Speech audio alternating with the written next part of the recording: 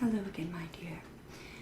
It's come to my attention that you are feeling a good deal of stress and panic in these uncertain times, and one can hardly blame you when we consider the state of shambles that our government is in, how the most egregious human rights abuses are committed without any consequences being meted out, not to mention the current pandemic about which our public officials are doing nothing, and the record high unemployment, again, which has not been addressed by the proper authorities. You can hardly be blamed for being stressed out. However, as you are my most precious and valued friend, I don't believe that you deserve to suffer so. What I think you deserve is comfort and reassurance, and above all, justice. And when I say justice, I mean that I have for you a modest proposal of sorts. Strictly speaking, it doesn't originate with me. Strictly speaking, the progenitor of the modest proposal was Mr. Jonathan Swift. However, my proposal differs from his in two key ways. Firstly, while Mr. Swift satirically suggested eating the babies of the poor, I suggest eating the rich. And while Mr. Swift stopped at proposing his groundbreaking idea, I have executed mine. Pun intended. Now, for the sake of plausible deniability, I will not be telling you exactly who has been targeted by my initiative, but I think the details that I provide you with will give you enough context clues to figure it out. You see, here in front of me, I have these 4 containers. And these 4 containers are filled with a very unique form of sustenance. Yes, you will be welcome to partake, but let me taste test them for you first. You see, the stock from which they were made is not exactly what I would consider cream of the crop, and I wouldn't wish you to become ill by ingesting the poison that these specimens likely contain. Now, our first specimen here, on my very left, is the world's richest man, and he became rich through his company that is named after a famous jungle, let us say. Now, this man is in fact so rich that he could end world hunger with probably a small fraction of his fortune, and yet he chooses not to do so. Let's say I was to offer you a position. It can be any position you like, listening to music for 8 hours a day, cleaning, landscaping, whatever strikes your fancy. You could literally just be lying in bed and staring at the ceiling, but as recompense for this position, I offer you $129 million per day. My God, you might say to yourself, at that rate, I'll be as rich as the world's richest man. But in fact, you would be mistaken, because at $129 million a day, it would take you 30 years to accumulate as much wealth as this leftmost specimen has. Now, this, mind you, is when 70% of Americans have less than $1,000 in savings. Now, this person's taxes could easily be doubled, and he would still remain the wealthiest person to ever exist in history. And there are those who will argue, well, but his assets are not all liquid. They're not all cash. But to that I say, bah. Because even if the stock in his company were to drop by half before he liquidated those assets, he would still be inconceivably wealthy. Speaking of his taxes, his plants are now so desirable for certain cash-strapped cities looking for job creators that one U.S. city has offered to pay workers' taxes directly back to this man's company. No, they won't be funding roads, they won't be funding hospitals, they won't be funding public health initiatives. They will be funding this man and his company, which, might I remind you, is not in desperate need of funds. Now, there are those who say that the primary utility of the ultra-wealthy is in their role as philanthropists, and they will point to the billions of dollars given by charitable individuals every single year. Well, first to that, I would say that this man is nowhere near the philanthropists that Bill and Melinda Gates are, for example. He has also refused to sign the Giving Pledge, whereby America's ultra-wealthy have dedicated themselves to pouring a certain percentage of their wealth back into the welfare of America's citizens. His ex, meanwhile, has signed on to the Giving Pledge because, compared to him, she is a class act. Now, granted, that is a punishingly low bar for her to clear, but nevertheless, he has also refused to participate in initiatives such as Abigail Disney's Patriotic Millionaires Project, which actively pushes for higher taxes on America's most wealthy in hopes of improving society.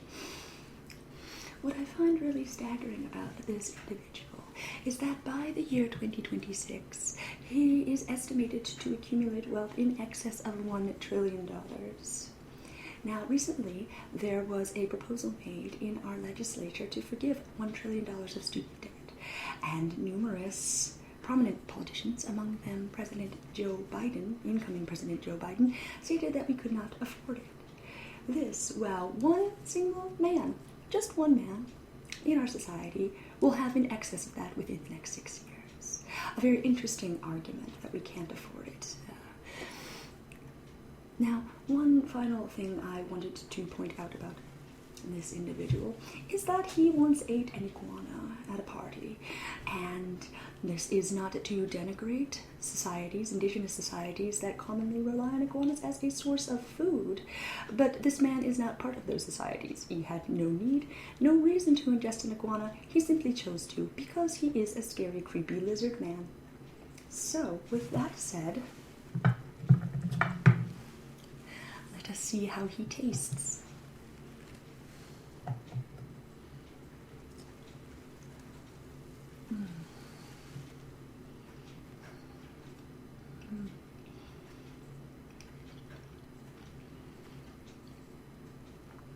Interesting. You know, though I warmed this up shortly before you arrived, it is already ice cold, much like that individual's heart. Well then, let us move on to our second specimen here in the center.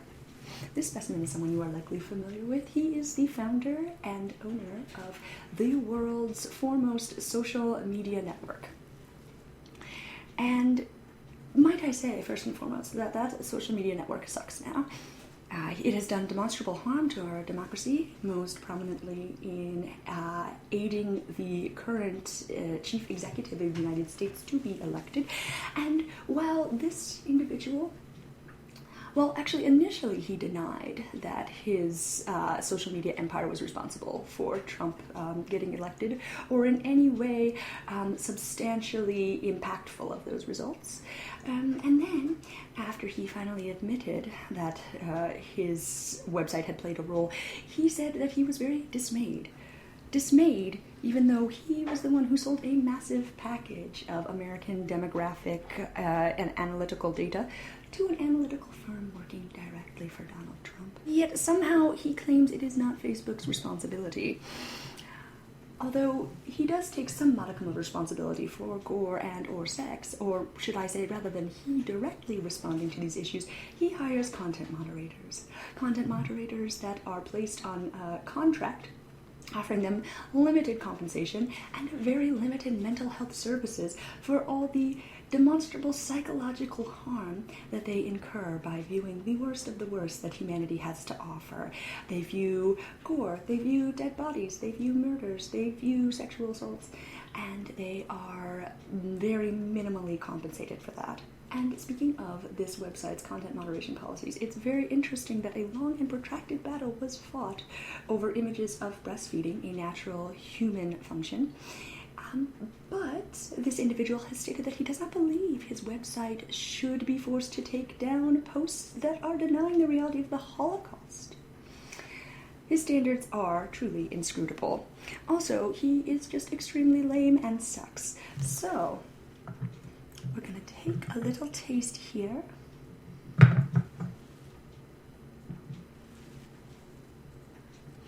Ooh. The odor alone is not promising.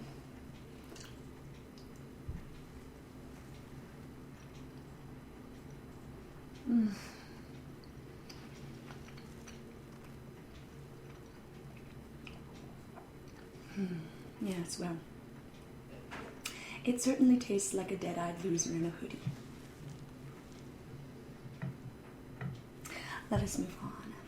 Now, this third specimen is of an entirely different generation, and the harm he has caused to American society is in a slightly different category. He is one of the oligarchs of the Republican Party. He is openly buying favor in Congress and in the White House, in our executive branch, and indeed he is one of the key motivators behind the rise of the Tea Party.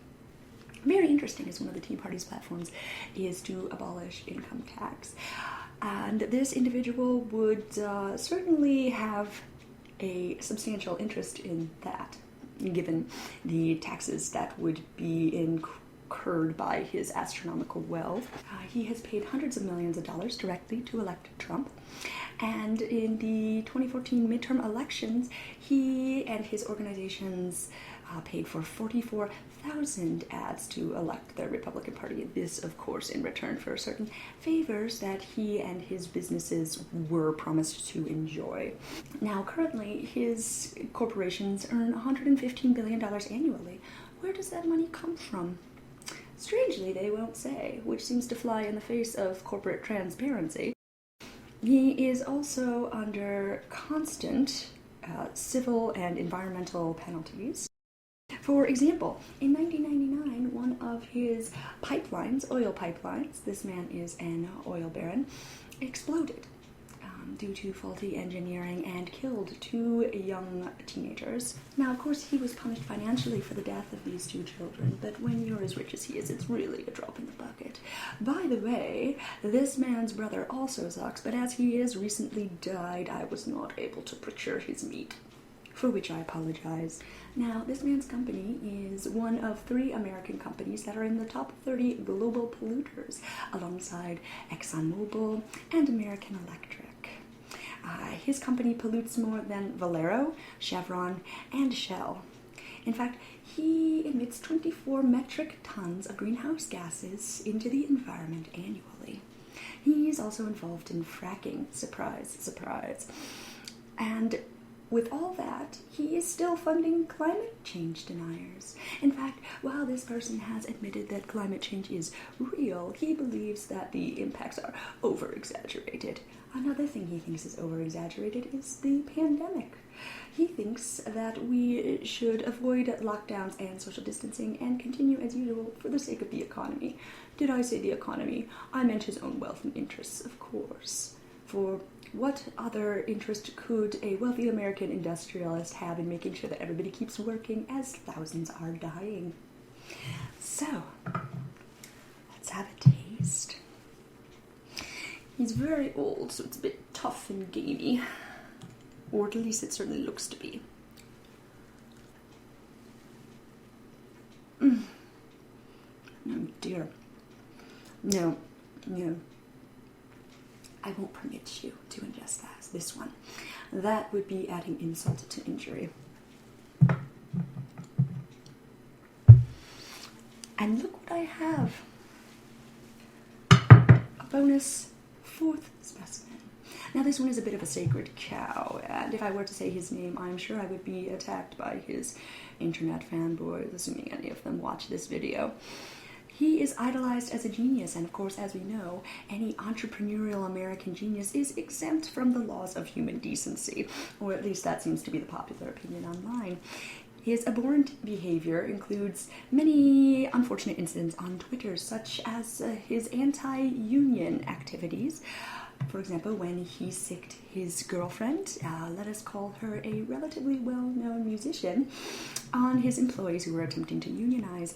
He also called a person who was in the process of saving several Thai children from an underwater cave a pedophile. Specifically, he said pedo guy, and this was because this savior did not want to use this man's strange invention to save the children. I guess he was upset at missing out on the opportunity for self-aggrandizement and decided to cast aspersions as a result. He later claimed that he did not literally mean that the man was a pedophile. It was just a turn of phrase, apparently. He also most recently tweeted, and I quote, "Pronouns suck." Such an unfortunate statement that even his rock star girlfriend tweeted at him to please reconsider. Might I remind you that in 2019, according to the Human Rights Commission, 27 trans people in America were shot or killed. 91% of these were black trans women and 81% of them were under the age of 30. So far in 2020, 22 murders of transgender people have been reported. So this person's words certainly have consequence beyond the simple content of the phrase itself. He is also just overall a big tantrum-throwing baby. And I have personal knowledge of this because my ex-brother-in-law worked as an engineer in this person's automotive firm. When forced to tell him something he didn't want to hear, he was liable to lash out at the employee and fire them at the drop of a hat. Other employees that he fired, well, any who were attempting to unionize as covered previously. Let's see. What other very unfortunate statements has this individual made? The coronavirus panic is dumb. So much like specimen number 3, he doesn't want his bottom line to be undercut by measures to save American lives. And he has a long record of disregarding human safety in a similar way. For example, since 2014, ambulances have been called to his Fremont plant more than 100 times. For example, his workers have suffered fainting, dizziness, seizures, chest pains, difficulty breathing. Moreover, in such an expensive area, his workers only earn $17 to $21 per hour. This, as the country's average wage for an automotive worker, is about $25.58, and that is primarily for workers who live in a much less expensive area. His workers are so underpaid that many of them cannot afford to live near the plant and must commute 1 to 2 hours every day. No wonder they want to unionize.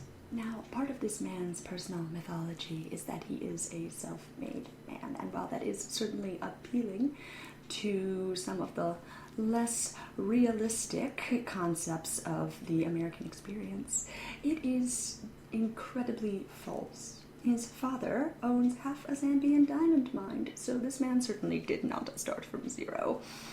What I would say to all of his followers is that while you may enjoy his inventions, there is no need to defend the man personally. He's never going to love you. He's never going to pat you on the back and tell you you did a great job, and he counts on your support. He does not care if you live or die. In fact, now, he is beyond caring about much of anything.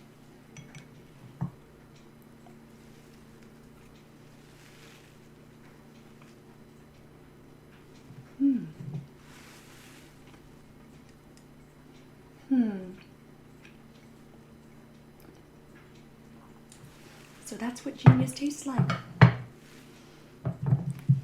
think I'd rather just have a nice slice of vegan chocolate cake instead if I were given the choice. Oh, my dear, I realize that the problems in this nation, which in turn impact the global milieu, are much larger than these for individuals. But it's a good start, isn't it? Yes. Yes, so I hope you feel a healthy sense of release, a healthy sense of justice, a healthy sense of vindication, knowing that these are 4 fewer problems that you will have to deal with. I wish you all the best. And if there's anyone else that you feel would make a good candidate for my little jars, please do let me know.